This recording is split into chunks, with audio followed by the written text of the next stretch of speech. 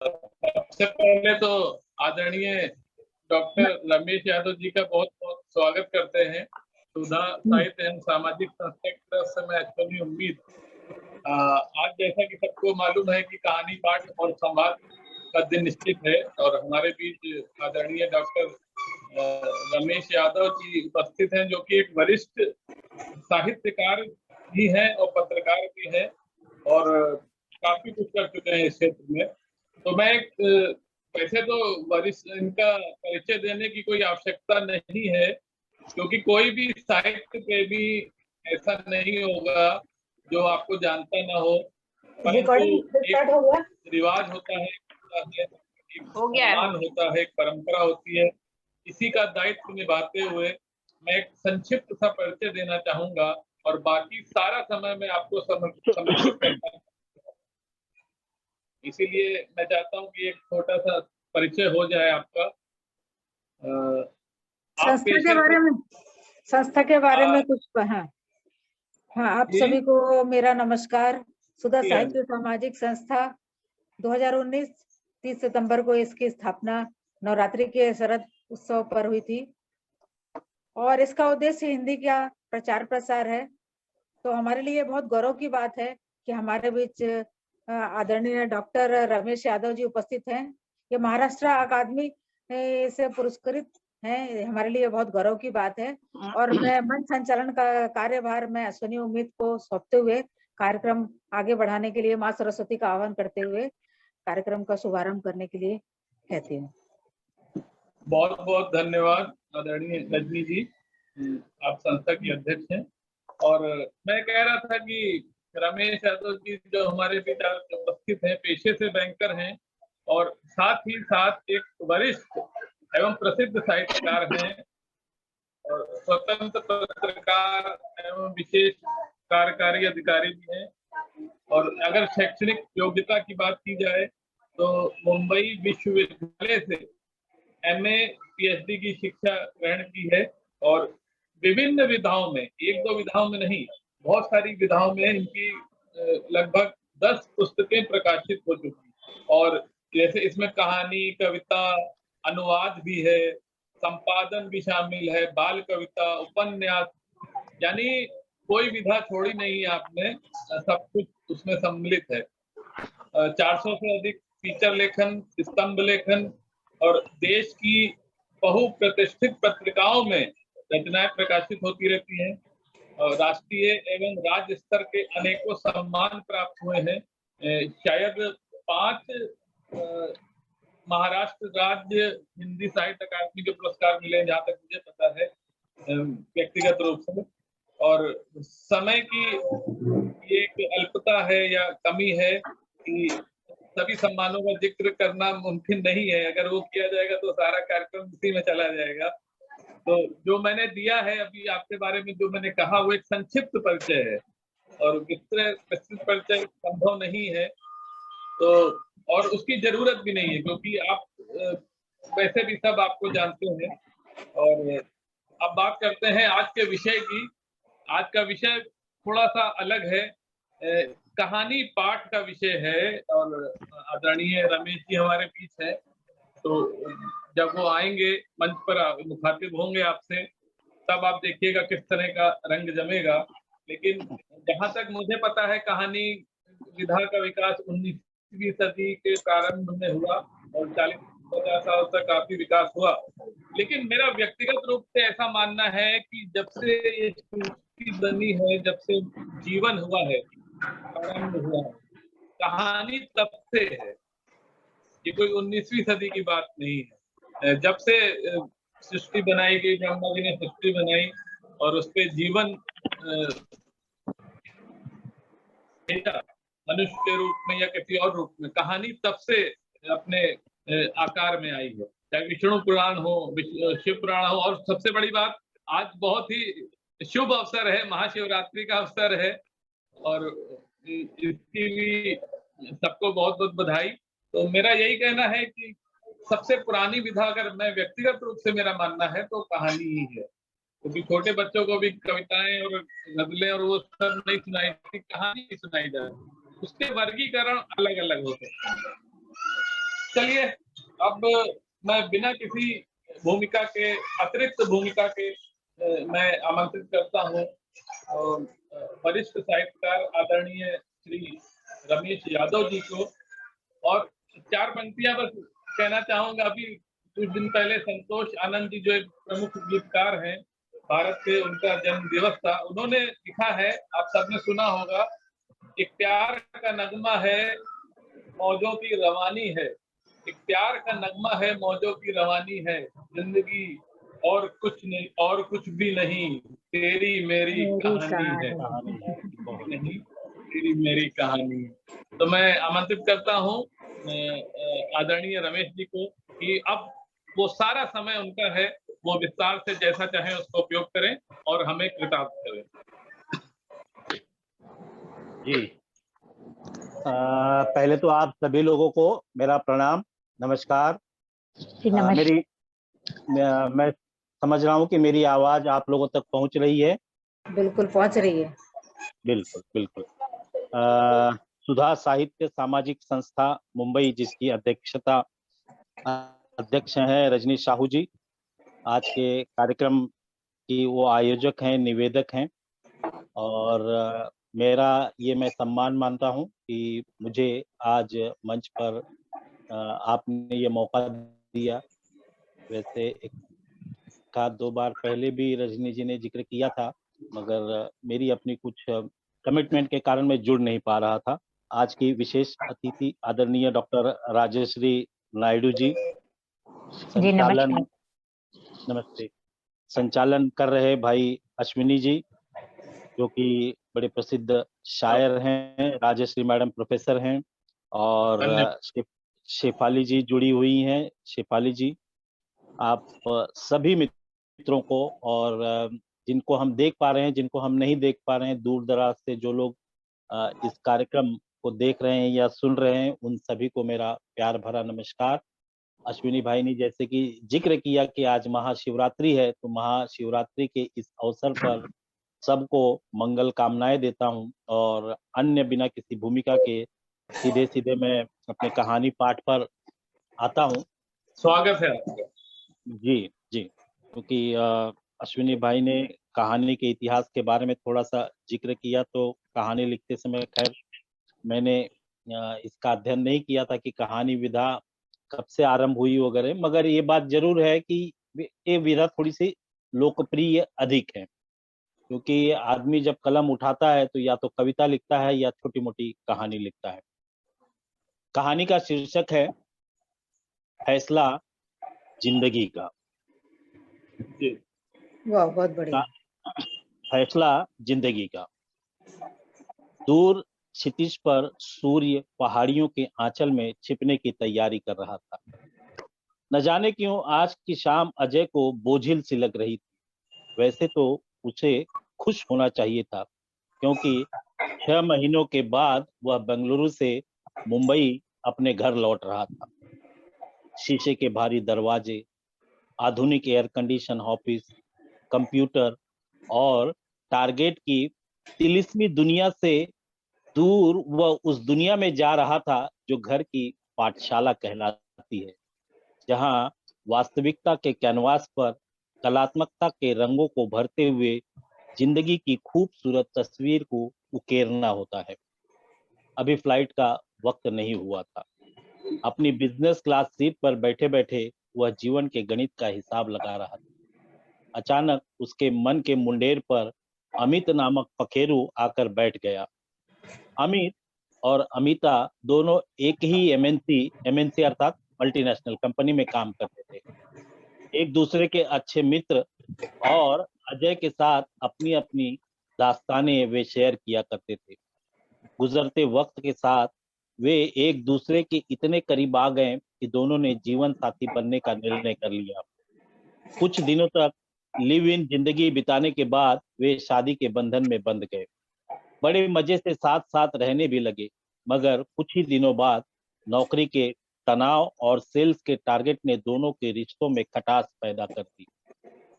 तेज रफ्तार की जीवन शैली और अधिक से अधिक पाने की मंशा ने दोनों के जीवन में जहर घोल दिया। इस अति और गति के कारण दोनों के बीच अविश्वास की धारा पनपने लगी। अमिता का प्रमोशन हो गया और वह अब धरती पर चलने की बजाय आसमान में उड़ने लगी। आज दिल्ली तो कल कलकत्ता, ब्रेकफास्ट मुंबई में तो डिनर सिंगापुर में। आधुनिकता और पैसे के पीछे वह लगभग अंधी होती चली गई। अमिता की सादगी और भोलेपन ने अमित को आकर्षित किया था, मगर शादी के बाद 2 वर्षों में ही अमिता का रंग रूप पूरी तरह से बदलता गया था। उसने अपने आप को पश्चिमी सभ्यता में ढाल लिया। अब उसके पास अपनी व्यक्तिगत जिंदगी के लिए समय नहीं था। करियर सिर चढ़कर बोलने लगा था। शरीर का मिलन तो दूर, पर मन और संस्कृतियों का मिलन भी ठीक से नहीं हो पा रहा था। फिर क्या था? रोज किसी न किसी बात को लेकर उनमें विवाद होने लगा। अपेक्षाएं, खुलापन और करियर की उड़ान के कारण शादी तलाक में बदल गई। प्यार का रिश्ता टूट गया और अजय ने अपने 2 प्यारे मित्र खो दिए। इस घटना के बाद अमित ने तो मानो सन्नाटे को ही ओढ़ बिछा लिया था। जीवन उसका शून्य से घिर चुका था। कई दिनों तक वह डिप्रेशन का शिकार रहा। उसे याद आ रहा था वह शेर कि जिंदगी को बदलने में वक्त नहीं लगता। जिंदगी को बदलने में वक्त नहीं लगता, पर वक्त को बदलने में जिंदगी लग जाती है।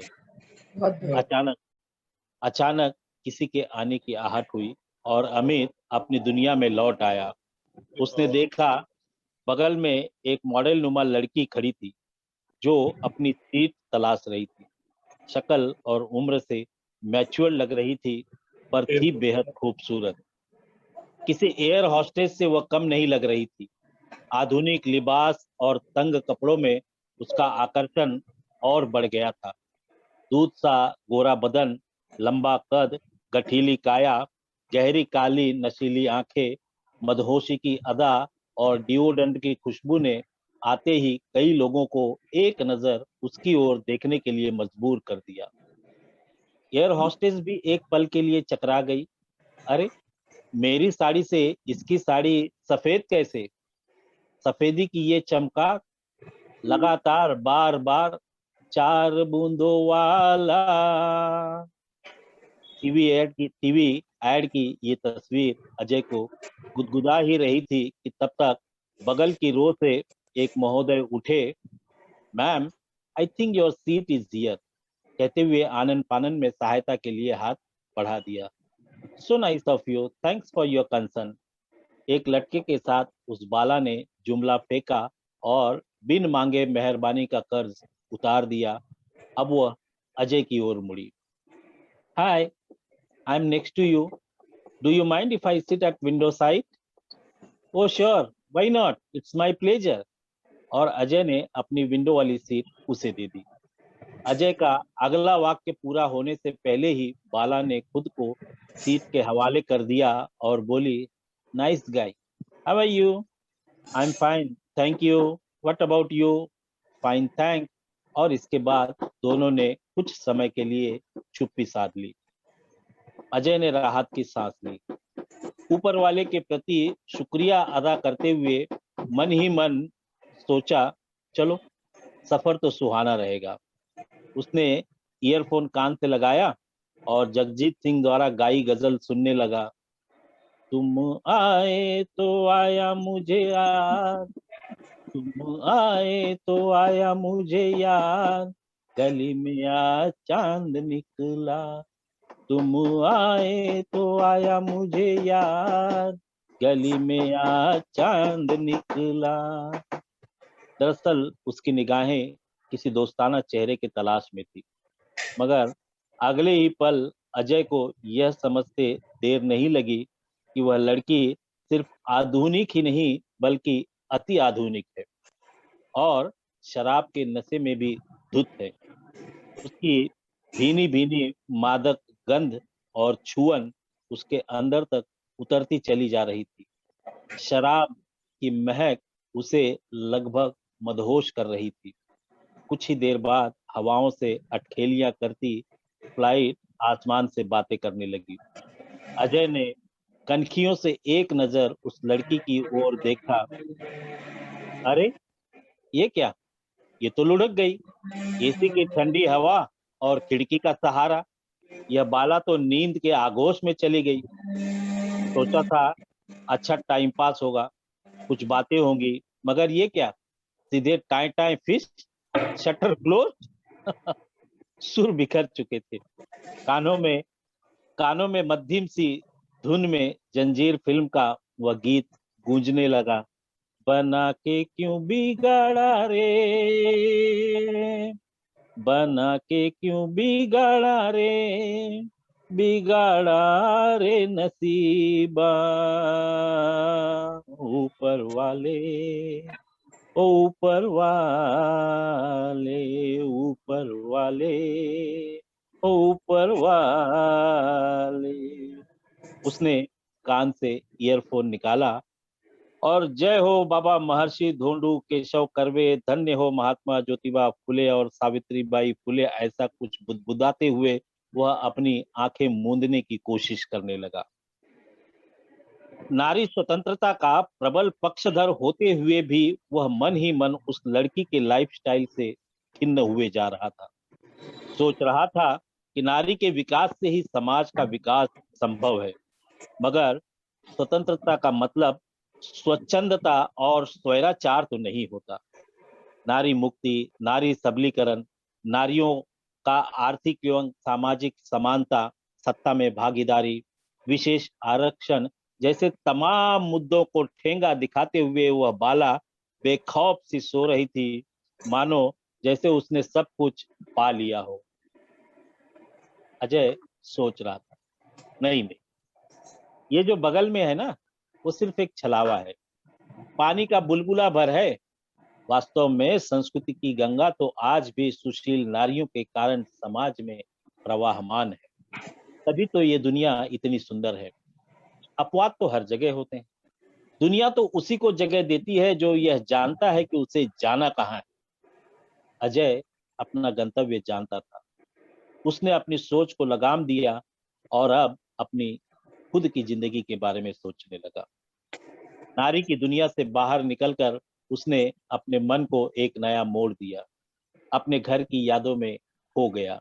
घर जो अपना होता है, घर जहां धूप छांव का सुकून होता है। फोन पर बाबूजी ने उसे बताया था कि उसकी शादी की बात चल रही है और लड़की देखने का कार्यक्रम तय हुआ है, पर अजय था कि नर्वस हुए जा रहा था। वह चाहता था कि पहले छोटी बहन की शादी हो जाती तो मम्मी पापा की एक बड़ी चिंता दूर हो जाती, मगर ऐसा नहीं हुआ। आखिर हर सोची हुई बात कहाँ पूरी होती है। खैर, अब रस्म तो निभानी ही थी। उसकी आजाद जिंदगी के मौज मस्ती का कोटा शायद अब पूरा होने जा रहा था। अचानक एक झटका सा लगा और उस बाला का सिर अब अजय के कंधों पर टिक गया। उसकी लटें अजय के कंधों का सहारा लेने लगी। कुछ अजीब सा महसूस करने लगा वह। जेहन में सपनों की बरसात होने लगी। उस लड़की का सिर उसे भार नहीं बल्कि सुकून दे रहा था। आखिर वह भी तो एक इंसान ही था, उसमें भी संवेदनाएं थी। पर हाय रे किस्मत, उफनती नदी के पास होते हुए भी हताश व खिड़की से बाहर आसमान ताकने की कोशिश कर रहा था। उत्तेजना और गर्माहट में थकी पलकें शीघ्र ही नींद के झील में तैरने लगी। नींद खुली तो मुंबई एरोड्रम उनका स्वागत कर रहा था। फ्लाइट लैंड हुई और बगल वाली बाला अनगूंज सी हवा में काफुर हो गई। सब कुछ इतना जादुई और तिलिस्मी था कि अजय को यकीन ही नहीं हो रहा था कि कुछ देर तक वह सपने में तो नहीं जी रहा था। हकीकत की वादियों में 21वीं सदी के मुहाने पर खड़ा वह उस बाला को बस जाते हुए काफी देर तक निहारता रहा। पत्तों की तरह झरझर झरते सुख को वह रेत की तरह हाथों से फिसलता हुआ देखता रहा। इसके अलावा आखिर वह कर भी क्या सकता था। मरुस्थल में अलमस्त पानी पर मदहोशी का ये आलम। खैर, उसे ऐसे किसी सुख की उम्मीद भी तो नहीं थी, मगर वह कोई साधु संत भी तो नहीं था। हवा का एक प्यारा सा झोंका आया और यह कहने पर मजबूर कर दिया कि वाह, कितनी प्यारी बयार थी। ऐसे बेमौसम हवाओं का क्या भरोसा, अपनी मर्जी से बहती हैं, कभी पूर्वा तो कभी पछुआ। अब उदासी अनचाही घटा सी घिर आई और उसके पूरे बदन में समा गई। जेहन में किसी चिंतक की आवाज धीरे धीरे दस्तक दे गई, भाई, ये सदी महिलाओं की सदी है। अपनी जिंदगी अपने तरीके से जीने का उन्हें भी पूरा हक और अधिकार है। अजय के आने की खबर से घर वाले काफी प्रसन्न थे। यह इस बात का द्योतक भी था कि वह घर वालों के इस फैसले से सहमत है। सारे जरूरी कामकाज निपटाकर अजय शाम को अपने माता पिता और बहन डिम्पल के साथ बोरीवली जाने के लिए तैयार हो गया। तैयार भी क्यों न होता, आखिर लड़की देखने का कार्यक्रम जो बना था। देखा जाए तो आज का दिन उसके लिए विशेष था।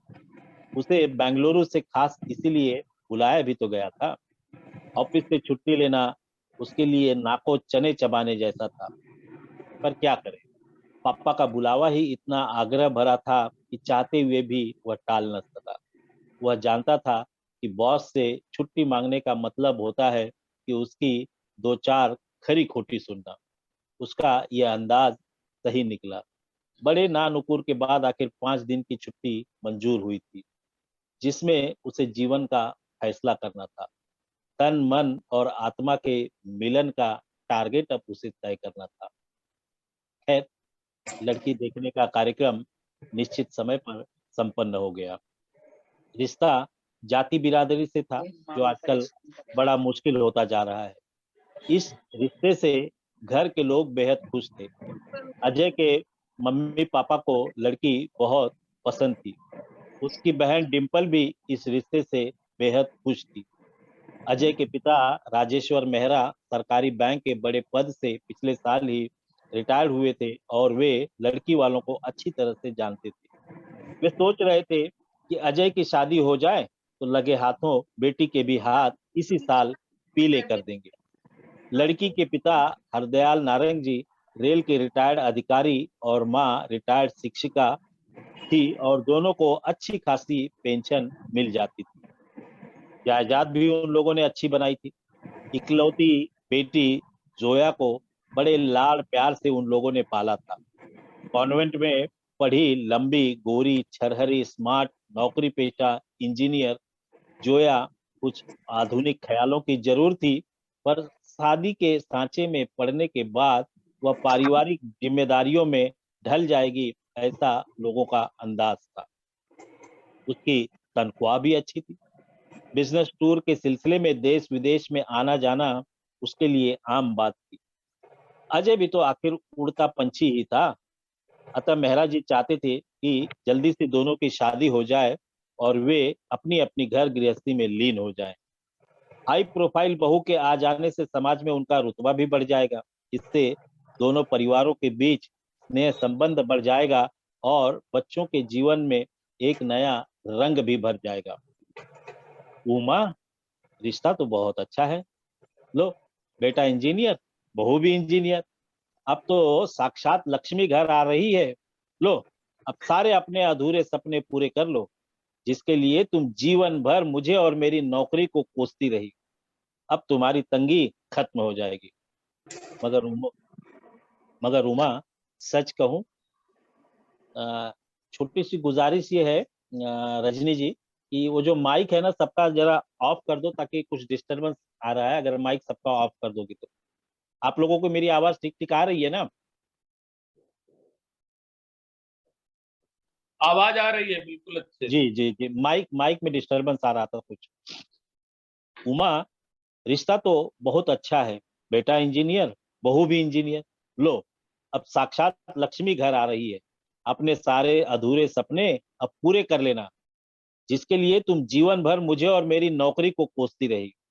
लो, अब तुम्हारी तंगी भी खत्म हो जाएगी। मगर उमा, सच कहूं, बच्चों की परवरिश के लिए तुमने जीवन में जो त्याग किया है ना, यह सब उसी का फल है। अंतरंगताएं हमसे छिटक कर अंधेरे की सुनसान सुरंगों में भले डूबती रही, पर तुमने अपनी आस्था और विश्वास की फुहार से जीवन को सदा हरा भरा बनाए रखा। 35 साल बैंक की नौकरी में 15 बार मेरा ट्रांसफर कई गांव और शहर में हुआ, मगर तुमने अपनी छोटी सी नौकरी करते हुए बच्चों की सारी जिम्मेदारियों को न सिर्फ संभाला, बल्कि उन्हें काबिल भी बनाया। जीवन भर करोड़ों के आंकड़ों से मैं खेलता रहा, पर इतनी मोटी तनख्वाह के बारे में मैं अपने जमाने में कभी सोच भी न पाया। टेक्नोलॉजी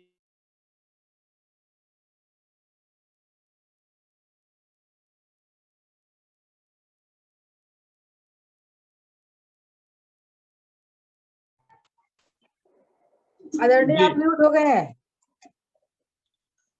नहीं, वो आदरणीय बोल ही रमेश, नहीं रहे। हाँ, म्यूट हो गए, म्यूट हो गए।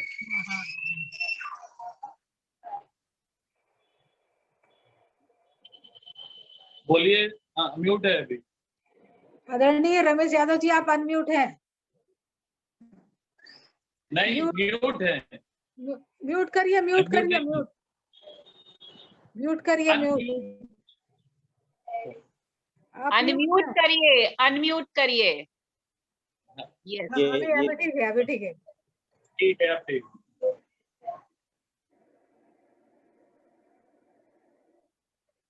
जी अश्विनी जी देखें, ठीक है हाँ हाँ बिल्कुल, बोलिए। जी। ये जो कॉल वाला है, ये समस्या तो आनी ही है।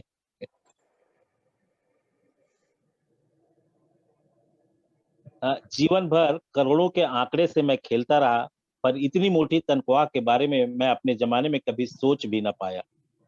टेक्नोलॉजी के जमाने की यह पीढ़ी कितनी आगे है ना। खूब कमाते हैं और खूब मजे भी करते हैं। कितना परिवर्तन आ गया है जमाने में, है ना उमा? जो भी हो, हमें यह तो स्वीकार करना ही होगा कि आजकल के बच्चे स्मार्ट हैं। वे अवसरों का लाभ उठाना खूब जानते हैं। अपना भला बुरा वे बेहतर समझते हैं। मेहरा जी अपने मन की बात उमा से कह रहे थे। अजी, आप भी ना क्यों पुरानी बीमारी को कुरेद रहे हो? अब मुझे आपसे कोई शिकायत नहीं। अरे वह वक्त कुछ और था। जीवन की गुनगुनी धूप छांव से ही मन के सारे विषाद हम दूर कर लिया करते थे। तब मनोरंजन और ऐशो आराम के इतने साधन भी तो नहीं थे। बच्चों की जिम्मेदारियों को संभालते संभालते आत्मा पर लगी फफूंदियां कब दूर हो गई पता ही नहीं चला। मगर हाँ, तब रिश्तों की नींव पक्की हुआ करती थी। प्रकृति की मनोहारी वादियों में हम अपना तनाव दूर कर लेते थे। हरियाली को देखते देखते हम खुद हरे भरे हो जाते थे। आज जीवन और संबंधों की बजाय लोग पैसे को अधिक तुल देने लगे हैं। महिलाएं पहले से अधिक चालाक होने लगी है। भगवान से मेरी प्रार्थना है कि अपनी होने वाली बहू हमारी उम्मीदों पर पूरी तरह से खरी उतरे। अजय की माँ कुछ गंभीर होते हुए बोली और अपने कमरे में चली गई, मानो इन 4 लफ्जों में उन्हें सारे जहां का सुख मिल गया हो। बहरहाल, मिलने जुलने और सपनों की उधेड़ बुन में 2 दिन कैसे बीत गए पता ही नहीं चला। नारंग जी का फोन भी आ गया कि उन्हें और जोया को अजय पसंद है। आप लोगों का क्या फैसला है? पर मेहरा जी की अभी इस विषय पर अजय से खुलकर बात नहीं हुई। अतः उन्होंने 1 दिन का और समय मांगा और फोन रख दिया।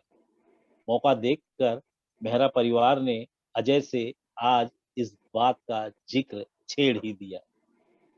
अजय के लिए यह इम्तिहान की घड़ी थी। उसने सबसे पहले अपने घर वालों की राय जाननी चाहिए। सब ने एक सुर में हामी भर दी। जोया हम सबको पसंद है, जोया हम सबको पसंद है। अजय की माँ तो लड्डू का बॉक्स लेकर बैठी ही थी। उसे तो सिर्फ बेटे के हाँ का इंतजार। आज वह घर वालों की उम्मीद पर खरा उतरा था। उसकी बहन आंखों में भाभी को लेकर सतरंगी सपने संजोए बैठी थी।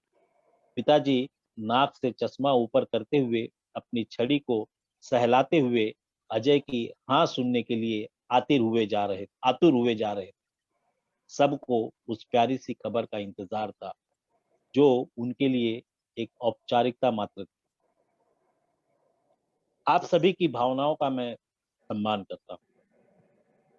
जोया वास्तव में सुंदर, करियर ओरिएंटेड, स्मार्ट इंजीनियर है, आधुनिक और मॉडर्न ख्यालों की भी है। अजय के मुख से इतना सुनते ही उसकी मां ने लड्डू बांटना शुरू कर दिया। अजय ने बात को आगे बढ़ाते हुए कहा, एकांत में जोया से मेरी जो बातें हुई उससे मैं पूरी तरह से संतुष्ट हूँ। उसकी बातें मेरे लिए काफी सुखद रही। उसकी सोच की मैं कद्र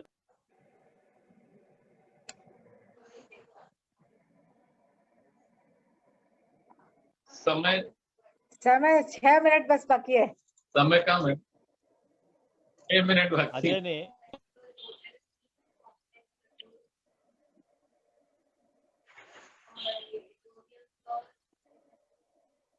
अजय ने बात को आगे बढ़ाते हुए कहा, एकांत में जोया से मेरी जो बातें हुई उससे मैं संतुष्ट हूं। उसकी बातें मेरे लिए काफी सुखद रही। उसकी सोच की मैं कद्र करता हूँ। मैं खुद एक मल्टीनेशनल कंपनी में बतौर आईटी इंजीनियर 10 से 12 घंटे की ड्यूटी करता हूँ, प्रोफेशनल हूँ। मेरे साथ जोया जैसी लड़कियां भी सहकर्मी के रूप में काम करती हैं। अतः मैं उनकी मानसिकता, सोच और भावनाओं से पूरी तरह वाकिफ हूं। मोटी तनख्वाह, टारगेट, प्रमोशन, सेल्स और काम के घंटों के तनाव में हम लोगों का जीवन एक यंत्र बनकर रह जाता है। घर, परिवार और देश दुनिया से पूरी तरह हम कट जाते हैं। देश दुनिया में क्या हो रहा है इससे हम लोगों का कोई वास्ता ही नहीं रह जाता। हमेशा काम का तनाव और सामने बॉस का चेहरा। पापा, आप समझ सकते हैं कि हम कमाते हैं राजा की तरह। पापा, आप समझ सकते हैं कि हम कमाते हैं राजा की तरह, खटते हैं गधों की तरह और खाते हैं भिखारियों की तरह। ये भी कोई जिंदगी?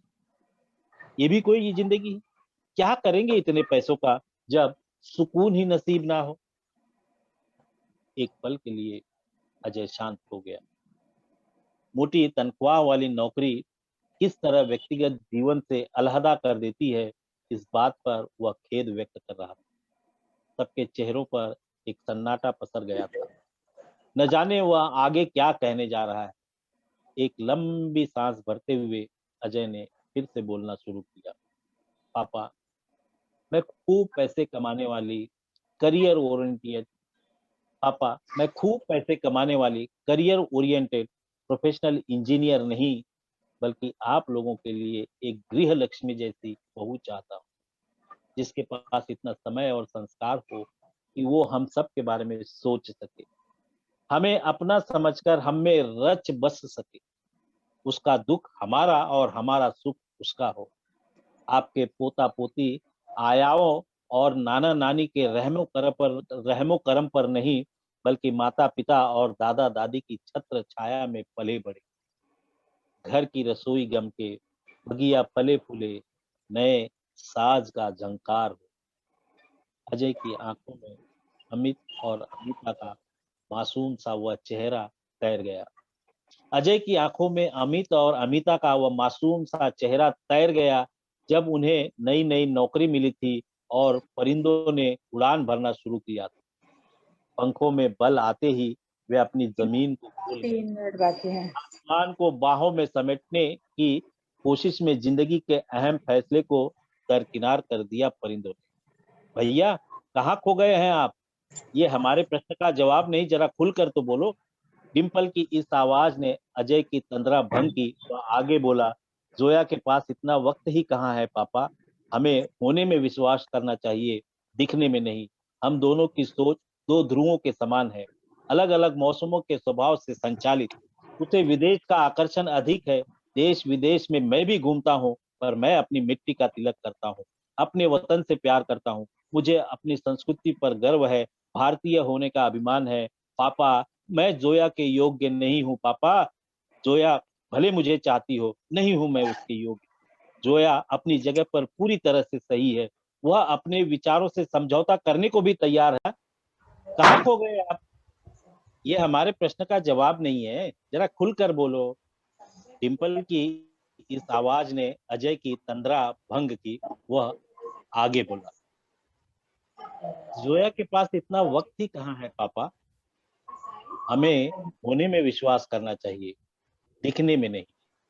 हम दोनों की सोच दो ध्रुवों के समान है, अलग अलग मौसमों के स्वभाव से संचालित। पापा, जोया को विदेश का आकर्षण अधिक है। वैसे तो देश विदेश में मैं भी घूमता हूँ, पर मैं अपनी मिट्टी का तिलक करता हूँ। मैं अपने वतन से प्यार करता हूँ। मुझे अपनी संस्कृति पर गर्व है, भारतीय होने का अभिमान है। पापा, मैं जोया के योग्य नहीं हूँ मैं उसके योग्य। जोया अपनी जगह पर बिल्कुल सही है। वह अपने विचारों से समझौता करने को भी तैयार है। पर पापा, मैं उसके सपनों को मरने नहीं देना चाहता। पापा। I am very sorry. मैं अपनी जमीन से कटना भी नहीं चाहता। फ्लाइट का वक्त हो रहा था, कुछ देर में मुझे निकलना होगा। यह कहते हुए अजय ने अपनी मम्मी पापा के चरण छुए और बहन को प्यार दिया। सबकी आंखें नम हो गई। फ्लाइट का जिक्र होते ही अजय के आंखों के सामने उस मॉडल नुमा बाला का चेहरा तैर गया। वह तो महज एक टाइम पास थी, मगर यहाँ तो जिंदगी का फैसला करना था।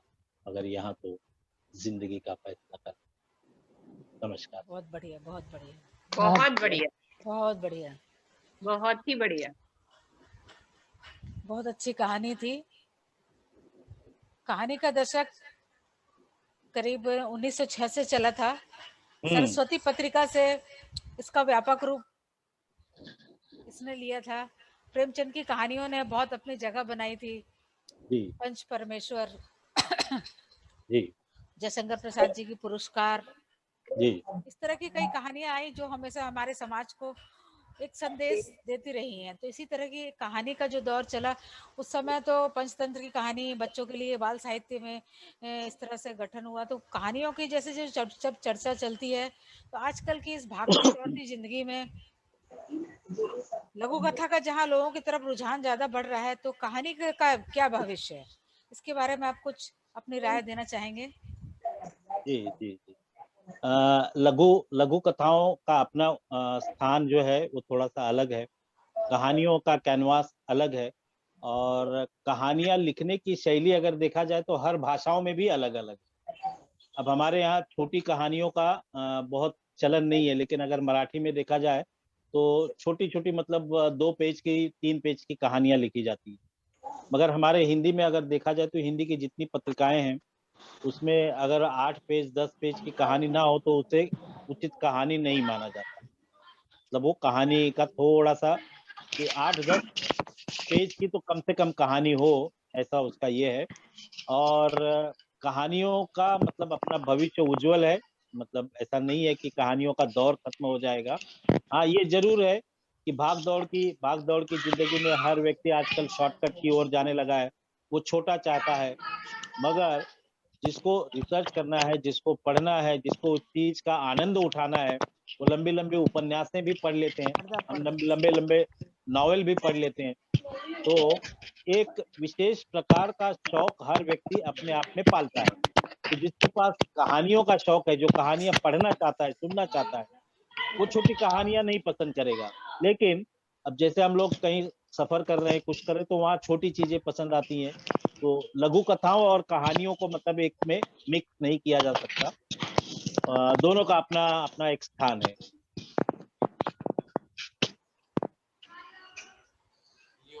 और कोई पूछना चाहते हैं, कुछ हाँ, हमारे संवाद विशेष करना अतिथि चाहते हैं? राजश्री नायडू जी से अनुरोध है वो अपने कुछ सवालों के साथ विचार रखें पहले तो। प्रस्तुत हो। और ये भिलाई में शंकरा विश्वविद्यालय में प्रोफेसर हैं और व्यक्ति विकास के लिए विशेष विशेषज्ञ हैं, काउंसलिंग करती हैं। और इनका आभासी कार्यक्रम में पुष्पगुच्छ से स्वागत है। आइए राजश्री जी, अपने विचार रखिए। आइए, बहुत बहुत स्वागत है आपका। जी, आप सभी को सबसे पहले तो नमस्कार। और आज महाशिवरात्रि है, तो कहते हैं कि आज बहुत अच्छा जो दिन होता है तो आज हमारी शाम भी बहुत अच्छी रही और कहानी भी हमने बहुत अच्छी सुनी। और अब आप सभी के सामने बोलना यानी सूर्य को चिराग दिखाने के बराबर है। लेकिन बचपन से मैं कहानियों के प्रति मेरा रुझान बहुत रहा। एंड मैं कॉलेज में प्रोफेसर हूँ अंग्रेजी की, और मुझे कहानियां सुनना और सुनाना दोनों बहुत पसंद है। और मुझे ऐसा लगता है जब हम किसी को अपनी बात न समझा पाए, न कह पाए, तो कहानी या लघु कथा के माध्यम से हम अपने विचार उसमें संप्रेषित कर सकते हैं। बहुत बढ़िया बात। ये एक प्रकार से इंजेक्शन होता है। जब बच्चा दवाई ना खा रहा हो तो उसे इंजेक्शन के थ्रू उसके वेन्स और कैपिलरीज में आप न्यूट्रिटिव जो चीज है वो डाल सकते हैं। तो बिल्कुल वैसे ही जो सुविचार होते हैं वो कहानी के माध्यम से हम अपने परिवार में या अपने मित्रों के बीच या अपने स्वयं के विचार को, जिस प्रकार बुद्ध अपने विचारों के बीज जो है बोते चले गए और लोगों ने उनको फॉलो किया। तो रमेश यादव जी, आपकी कहानी जिंदगी का फैसला बहुत अच्छी लगी। और सबसे अच्छा जो आपके जो कहानी का जो हीरो है, जो नायक है, उसका विचार लगा, उसका स्त्रियों के प्रति एक जो मनोभाव वो रखते हैं वो काफी पॉजिटिव और सकारात्मक है। वरना आज 21वीं शताब्दी में भी लोग जो हैं वो स्वयं आधुनिक होते हैं, बट आधुनिकता का लबादा ओढ़े होते हैं, लेकिन चीजें उन्हें अति प्राचीन चाहिए, जबकि अति प्राचीन चीजें भी बहुत आधुनिक ही हैं, हम वहां तक पहुंच भी नहीं पाए हैं।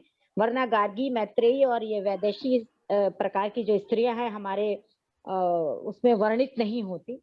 तो एक आपसे छोटा सा मेरा जो सवाल था वो ये था कि आपने जो कहानी जो इतनी अच्छी बताई, तो ये प्रेरणा आपको कहाँ से मिली? और आपके जो प्रेरक जो उपन्यासकार या लेखक पर्टिकुलरली कहानी के कौन रहे? मैडम, इसका मतलब बात ये है कि बहुत ज़्यादा मैं पढ़ नहीं पाता हूँ, इसका मुझे दुख होता है, क्योंकि मैं नौकरी भी करता हूँ। और नौकरी से समय, वैसे नौकरी तो आप भी करती हैं, लेकिन मैं बैंकर हूँ। और बैंक की नौकरी, और ये वो भी मैं राजभाषा में नहीं हूँ, जनरल बैंकिंग में हूँ जी।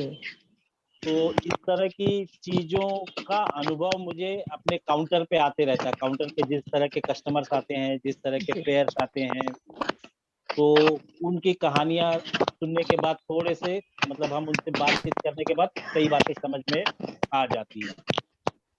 अब मुझे आपने आदर्श पूछा, तो ऐसे मैंने आदर्श किसी को माना नहीं है, मतलब सारे लोग आदर्श हैं। जो कहानी पसंद आ गई, मेरा ऐसा मानना है कि कहानी को पढ़ते समय अश्विनी जी कहीं से फिर ना वो माइक का डिस्टरबेंस बहुत ज्यादा है, शायद माइक ऑन है सबका।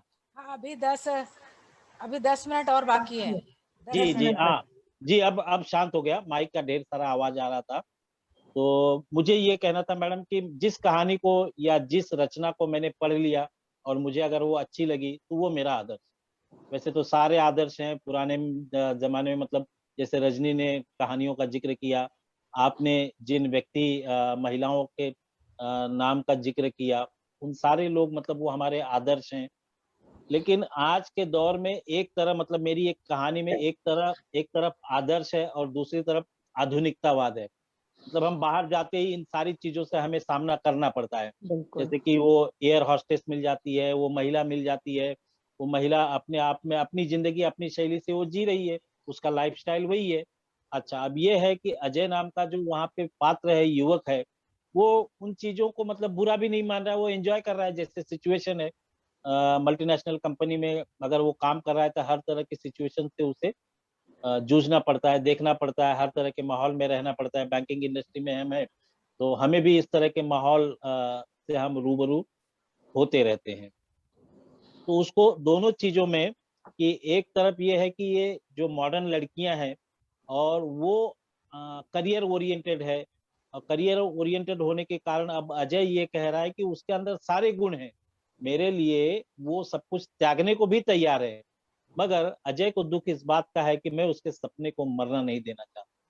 अगर उसने ये सपना पाल रखा है, उसने कहा ठीक है मेरी ये लाइफस्टाइल है, तो अजय जब खुद मल्टीनेशनल कंपनी में काम करते हुए खुद बता रहा है कि मेरे साथ इस तरह की लड़कियां काम करती हैं, उनके सपने, उनके ख्वाहिश, उनकी उड़ानों से मैं पूरी तरह से परिचित हूँ, मैं जानता हूँ वो क्या चाहती है, तो मैं जोया के सपनों को क्यों मारूं।